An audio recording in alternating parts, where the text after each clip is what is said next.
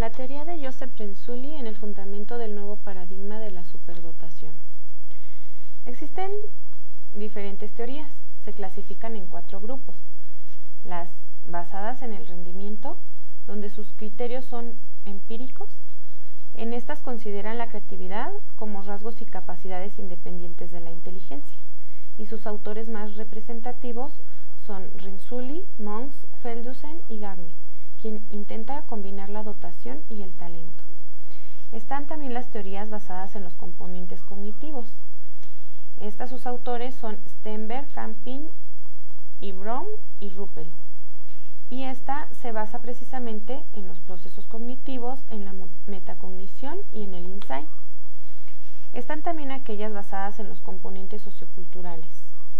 Entre sus autores están Tannenbaum, Robinson, y ellas consideran la excepcionalidad intelectual relativa a los cambios históricos y culturales. También consideran la creatividad y la superdotación como una misma cosa. Otras son aquellas basadas en las capacidades. Aquí sus autores son Terman, Taylor y Gardner. Consideran a la inteligencia como unifactorial y también como una capacidad, con un potencial, y toma en cuenta tanto los factores innatos como los factores de desarrollo posterior, de acuerdo a las experiencias. La definición de Marland de 1972. En esta definición se inicia mencionando que es el concepto de los niños superdotados y talentosos. Sin embargo, con las actualizaciones se puede observar que estos dos conceptos son opuestos. También menciona que son aquellos que han sido diagnosticados como tales por un experto. Sin embargo, vemos que esto es ambiguo porque no se da como tal un concepto de cuáles serían los niños superdotados y talentosos. Es por ello que se vuelve necesario dar una nueva concepción de este término. Como ya mencionamos, el talento es algo opuesto a la superdotación. El talento es una elevada aptitud para un ámbito o tipo de información, es decir, artístico, verbal, matemático, musical o deportivo, mientras que la superdotación es un perfil en el que todos los recursos intelectuales presentan un buen nivel. Hay un cociente intelectual superior a 130. El alumno talentoso es aquel que dispone de mucha información y aprende de manera rápida, mientras que el superdotado manifiesta niveles razonables de aprendizaje, conectividad y tiene una organización compleja. El talento es específico, mientras que la superdotación es general, como ya decíamos, es todo un perfil. Y su inteligencia en el talento es medible, es de manera cuantitativa, mientras que en la superdotación es cualitativa. Tiene más que ver con cómo organiza el alumno su información y cómo aprende. Por lo regular, un alumno superdotado no es aquel que destaca dentro de su grupo. ¿Qué tratamientos requieren los alumnos superdotados? Bueno, primero que nada, programas que respondan a los distintos procesos de aprendizaje, debido a sus distintas formas de pensar, a su diferente sensibilidad, a sus formas de resolver los problemas, a los estilos de aprendizaje y a que estos alumnos aprenden descubriendo por sí mismos. Es por ello que el profesor debe facilitarles los medios para que ellos puedan investigar y para que realicen sus propios descubrimientos. Velar principalmente por la parte emocional para que ellos aprendan teniendo siempre una motivación y que esta motivación sea intrínseca. Respetar los estilos de aprendizaje, elevar el nivel de cultura de la diversidad, permitirles también fomentar y estimular al alumno para que él aprenda de acuerdo a sus propios estilos de aprendizaje, que se conozca, que haya esa metacognición y que pueda interrelacionar con sus compañeros. Al interrelacionar con ellos, puede él ir precisamente elevando el nivel de cultura de todo el grupo, También tener una adecuada organización pedagógica dentro del aula. Un sector del sistema educativo se halla en la posición opuesta a los postulados científicos de la investigación internacional. Estos postulados indican que un alumno superdotado por lo regular tiene un rendimiento bajo, pero una alta potencialidad. Si queremos que esta potencialidad llegue al acto, es necesario que se den las condiciones necesarias. Para que este alumno logre destacar, tiene que tener un adecuado ambiente dentro de su aula. Como ya vimos, algunas características de estos alumnos pues tiene que ver con que son personas que siempre están cuestionándose todo, llegan incluso a perder el interés por las actividades, llegan también a aburrirse dentro de sus clases o incluso a actuar de manera agresiva si es que las clases no están diseñadas o los programas no están diseñados de acuerdo a sus necesidades. Entonces, hay un sector de la educación que se opone a aceptar la superdotación, ya sea por el trabajo extra que le implica, y con ello se niegan a darles los elementos necesarios para que lleguen al máximo alcance de su potencial. La teoría inicial de Joseph Renzulli y su tergiversación sistemática. La teoría inicial de Joseph hace referencia a 3 anillos. Entre ellos se encuentra una alta inteligencia, una alta creatividad y una motivación.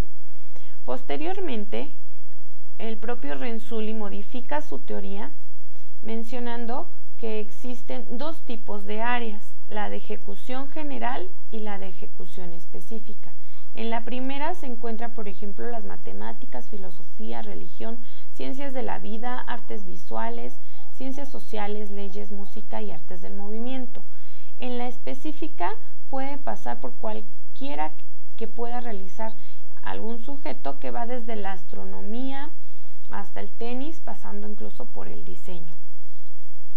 La tergiversación consiste precisamente en que este sector que ya se mencionaba anteriormente, este sector educativo que se niega a aceptar a los niños con superdotados, lo que hace es aplicar el estado final de un talento como una condición para reconocer la superdotación. Es decir, considera que es necesario que un niño destaque dentro de su grupo, sea talentoso, para poderlo considerar como superdotado. Sin embargo, como ya vimos anteriormente, la superdotación se va a dar de manera general, mientras que el talento, ese destacar dentro de su grupo, es de manera específica. Si los programas escolares son poco motivadores, va a ser difícil detectar alumnos con potencia ante esta situación. Por otra parte, es importante mencionar que la motivación pues es el principal motor para lograr desarrollar ese talento. Dentro de la misma corrección que hizo Renzulli a su teoría inicial, menciona o desvincula lo que viene siendo la inteligencia humana del coeficiente intelectual. Ya no lo considera como la inteligencia únicamente medida psicométricamente. Del paradigma cuantitativo psicométrico al paradigma cognitivo. Tiene que ver precisamente con esto que se mencionaba. Anteriormente se consideraba la inteligencia como unifactorial. Se pasó por diversas teorías, como la cuantitativa, como las teorías factoriales de la inteligencia humana, donde ya se enfrascaban también en las actitudes, las teorías jerárquicas de la inteligencia, donde ya se consideraba una diferencia entre la inteligencia fluida, la cristalizada, la culturalizada, y aquí entran las inteligencias múltiples de Gardner, la triárquica de la inteligencia de Steinberg, donde menciona 3 modelos para el funcionamiento, que viene siendo el individual, el contextual y el experiencial. El paradigma de la superdotación y las altas capacidades. Aquí vamos a hablar sobre la teoría de la inteligencia creadora de Marina. Esta teoría hace referencia a los factores emocionales implicados en la interacción con un sistema cognitivo. Es decir, para que haya un adecuado funcionamiento cognitivo es necesario tomar en cuenta los aspectos emocionales. La ciencia cognitiva son los procesos intelectuales donde quiera que se encuentre, ya sea en el ser humano o en el ordenador. Se enfoca en lo intelectual y vemos que también hay máquinas que son capaces de realizar actividades.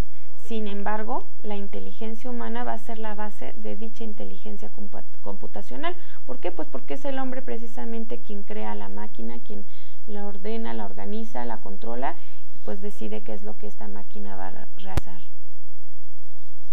La interacción entre la cognición y la emoción.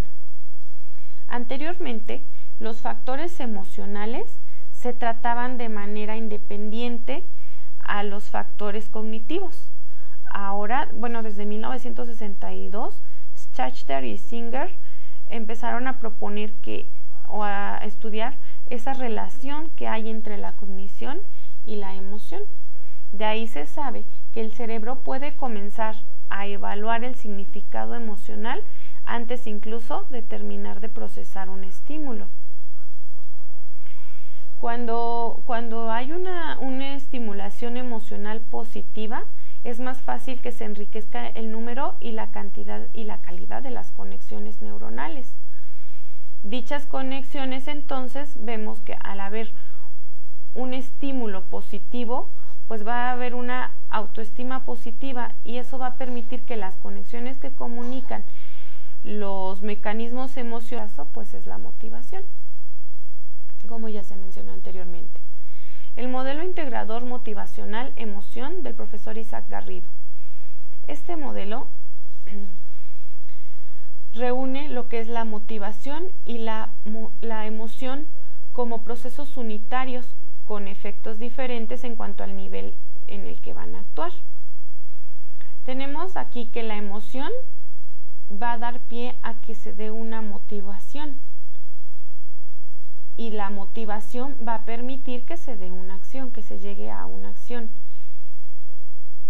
Mencionábamos anteriormente que el docente tiene que tener en cuenta cómo se siente el alumno cuando está dentro de su clase, para poder motivarlo y el alumno logre aprender o logre llevar a cabo las actividades propuestas.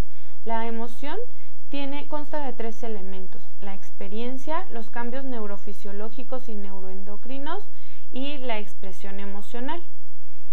Cuando la motivación y la emoción van juntas, van a permitir que haya un nivel dentro de la actividad física. Cuando únicamente se toma en cuenta la motivación, la respuesta se va a dar a nivel cognitivo.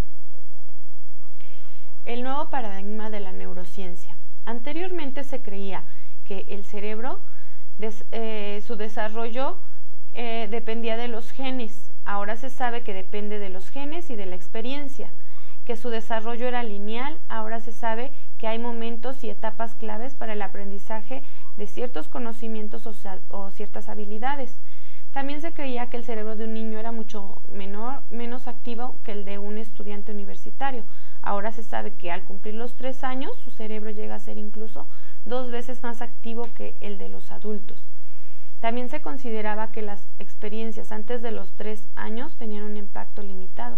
Ahora se sabe que las experiencias tempranas tienen un impacto decisivo en el desarrollo del adulto. También se consideraba antes que la relación con la madre permitía que se diera un aprendizaje favorable, y ahora se sabe que no solo con la madre, sino en general sus interacciones tempranas permiten que haya adecuadas interconexiones en el cerebro. Principios del aprendizaje del cerebro. Cada cerebro se organiza de forma única y hay 5 variables de carácter emocional en la superdotación, entre las cuales menciona Monks, que son el autoconcepto general, la situación general dentro del grupo, el autoconcepto escolar, el estilo de aprendizaje y la motivación. La cognición, la motivación y la emoción son la base para que precisamente se dé este paradigma de la superdotación. Y aquí es importante considerar que el mayor capital humano es precisamente los alumnos superdotados. Es por ello que es importante realizar un adecuado diagnóstico, diagnosticarlos, identificarlos y darles la atención que ellos requieren. ¿Para qué? Para poner énfasis en sus procesos de aprendizaje y lograr que haya